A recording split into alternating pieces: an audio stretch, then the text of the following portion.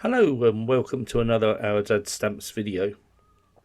For today's video I'm going to look at the stamps from the region of Rhodesia. Now this is quite a complicated region and went through many changes over the years, so I'm going to try and make sense of it. It's not an area I have a great deal of expertise in, but I've certainly found out a lot over the last few days by researching this, and hopefully I can pass some of that knowledge on to the viewers. Before 1890, the postal arrangements were quite ad hoc in the region, and various odd country stamps were used with different postmarks and different arrangements. The region of Rhodesia was initially controlled by the British South Africa Company, and in 1892 they joined the South Africa Postal Union and started issuing stamps with the name British South Africa Company inscribed on them, and these were recognised for international mail. The first set was issued in 1892 and were inscribed British South Africa Company. These stamps ran from 1 penny up to 10 shillings, and then in a larger format from £1 up to £10. They were printed by Bradbury Wilkinson and showed an image of the company crest on the front with the stamp value along the bottom. Later that year a similar set was printed running from a halfpenny up to 4 shillings, but this was in 2 colours, so they were easy to distinguish. Soon after another set was printed, again with the British South Africa Company crest in a circular vignette this time, and there are actually 3 different issues of this set. They run from a halfpenny up to 10 shillings and do look very nice with their bi-coloured design. The first issue, which ran from a penny to 4 shillings, is catalogued at £375 mint. And the second issue, which ran from a halfpenny to 10 shillings, is catalogued at £425. Both of those sets contain 9 stamps and, as you can see, are quite expensive to get hold of. Unlike most sets of this age, the higher value ones are not necessarily extortionate. The third set was issued in 1897 and this runs from a halfpenny to £1. This set is actually catalogued at £550, and on this occasion it is the £1 denomination that attracts most of the value, being £450 mint. The other 7 stamps running from a halfpenny to 8p, making up the rest of that value, so the lower values are certainly easy to get hold of. Another set of stamps was issued in 1898, and once again it used the arms of the British South Africa Company as the main feature of the stamp. These stamps run from a halfpenny up to £20 and are generally a single colour stamp. The halfpenny up to 10 shillings are a smaller size than the higher value stamps and have a catalogue value of round about £700 mint. But the high value stamps are totally different scale. The £20 stamp is actually catalogued at £16,000 mint. So a little bit difficult to get hold of, I would imagine. You can get hold of used copies of the £20 stamp, but these are almost always fiscally cancelled. However, even the fiscally used stamp is catalogued at £100. The first pictorial design, in actual fact the first design that didn't include the arms of the British South Africa Company, was issued in 1905, and this was to commemorate the opening of the Victoria Falls. There were 6 stamps running from a penny up to 5 shillings, and it shows a picture of the falls surrounded by a frame with British South Africa Company along the top and Victoria Falls along the bottom. This catalogue value of the whole set is £350 mint, £325 used, and as a first pictorial set they do look quite nice. In 1909 the name Rhodesia first appeared on stamps. These were the 1898 set, overprinted with the word Rhodesia, and then in 1910 the first stamps to be inscribed with the word Rhodesia were the 2 heads set, which featured King George V and Queen Mary, British South Africa Company along the top with the value either side, and Rhodesia along the bottom. This is a beautiful set of stamps. It runs from a halfpenny up to £1 value, and the lower values are of a single colour. The higher values are generally in two different colours, and as I said, they do look incredibly nice. The basic set of 18 stamps has a catalogue value of some £4,000.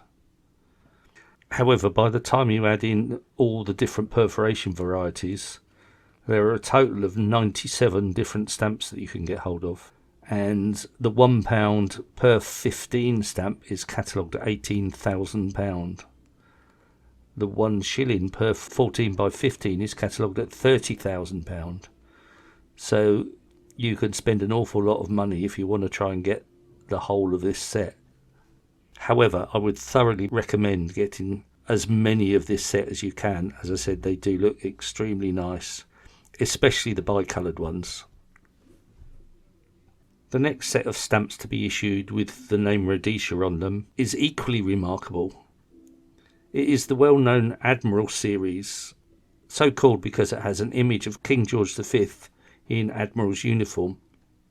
And once again, these stamps can be got in single colours, generally for the lower values, and bicolour for the higher values.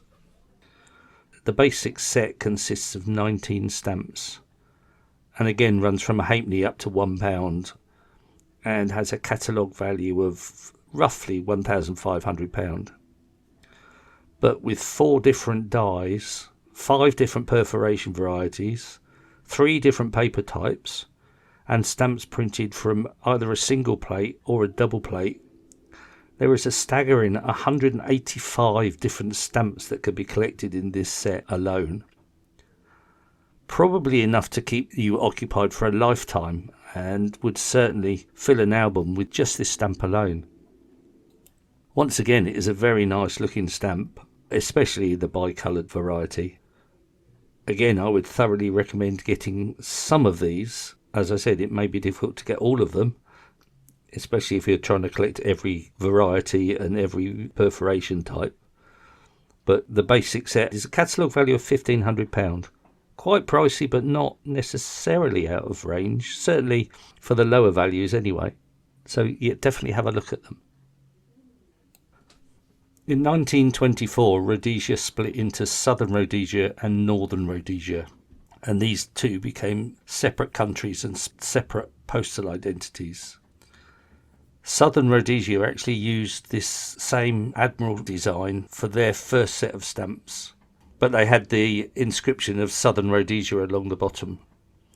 They ran from a halfpenny up to 5 shillings, and this set has a catalogue value of £225 mint, so quite easily to get hold of. And as always, it's the 5 shilling, the highest value, that commands half of that value, so the rest of them should be reasonably easy to get hold of. In 1931, Southern Rhodesia followed this up with another design featuring King George V. Once again, this runs from a halfpenny up to 5 shillings. The catalogue value is £190 mint, so again, reasonably easy to get hold of, and quite a nice looking set again. They also used the design of the Victoria Falls from the British South African Company, and had a separate set of these issued in 1932. One feature of the Southern Rhodesia stamps is that when it came to the omnibus editions of King George V's Silver Jubilee and King George VI's Coronation, they used entirely different designs than was normal throughout the Commonwealth, both featuring the Victoria Falls in the background. And these make them more interesting than the normal omnibus sets. Not hugely expensive, the Silver Jubilee catalogue at £30 mint, and the Coronation set only £6 mint, so very easy to get hold of. In 1940, Southern Rhodesia issued a set commemorating the Golden Jubilee of the British South Africa Company. This included 8 stamps running from a halfpenny to a shilling. which are very easy to get hold of. Catalogues value at £15 mint, all used for the whole set. Individually they're quite nice stamps, but they don't seem to fit together for me as a set, and I would have preferred they kept a similar design. But they're very easy to get hold of and would be easy to help you make a complete set of Southern Rhodesian stamps. In 1953, the first set of pictorial stamps were issued following the Queen Elizabeth's coronation. These run from a halfpenny up to £1 and are quite a nice looking set. For me, they do go together. They have a catalogue value of £100 mint, £130 used, and it depicts images of life in Southern Rhodesia at the time. By contrast, Northern Rhodesia came up with a completely different design for their first issue of stamps in 1925. These feature a wildlife scene with giraffes and elephants at the bottom and the King George V's image in the middle at the top, with the value either side. The set runs from a halfpenny up to 20 shillings. The stamps from 1 shilling upwards are of a larger format and in 2 colours. The whole set of the King George V stamps, there's 17 stamps, catalogues at £800 mint, £900 used. So it'd be quite expensive to get those. It's the values from the 7 and 6pence, 10 shilling and 20 shilling stamps that really command the high catalogue values. Having made a complete change of design in 1925, they used exactly the same design in 1938 for King George VI. And once again, exactly the same in 1953 for Queen Elizabeth. So I admire them for changing the design at the beginning of their existence, and it is quite a nice design, but maybe a bit of variety might have not gone amiss. And in between those 3 sets there was very little else other than the normal omnibus issues, apart from a 1953 issue to commemorate the birth centenary of Cecil Rhodes. In 1954, the Federation of Northern Rhodesia, Southern Rhodesia and Nyasaland came together to issue stamps under the name Rhodesia and Nyasaland. The first set of stamps from Rhodesia and Nyasaland is one I remember very well from my childhood days, when it was quite easy to collect the lower values, and even a couple of the higher values were prized possessions in those days. It features a simple image of Queen Elizabeth in the centre, and on the lower values has Rhodesia and Nyasaland surrounding the circular vignette. The higher values have floral leaf designs either side. They run from a halfpenny up to £1 with a catalogue value of £120 mint, £65 used. But once again, it's the higher values, 5 shilling, 10 shilling, £1, that take up almost all of that value. So certainly up to the 2 and 6p stamp should be easy to get hold of. They then went on to issue a pictorial set in 1959, again running from a halfpenny up to £1. And again, quite a nice set depicting various views and industries from the Rhodesias and Nyasaland. That set has a catalogue value of £130, but once again, take out the 10 shilling and £1 value and it's a £50 mint, so quite easy to get hold of. That federation ceased to exist in 1963, and Northern Rhodesia and Southern Rhodesia went back to printing their own stamps with their own name inscribed on them. In Northern Rhodesia, to be frank, it was quite a boring design with a plain background, Queen Elizabeth's head on the right hand side and a Northern Rhodesia crest on the left hand side. And all 14 stamps were the same, just the higher values were in slightly larger format. There were 14 stamps running from a halfpenny to 20 shillings, with a catalogue value of £65 mint, £90 used, and once again that's largely made up with the 20 shilling stamp. That was the only set issued by Northern Rhodesia before they became independent and renamed themselves. The country was then called Zambia.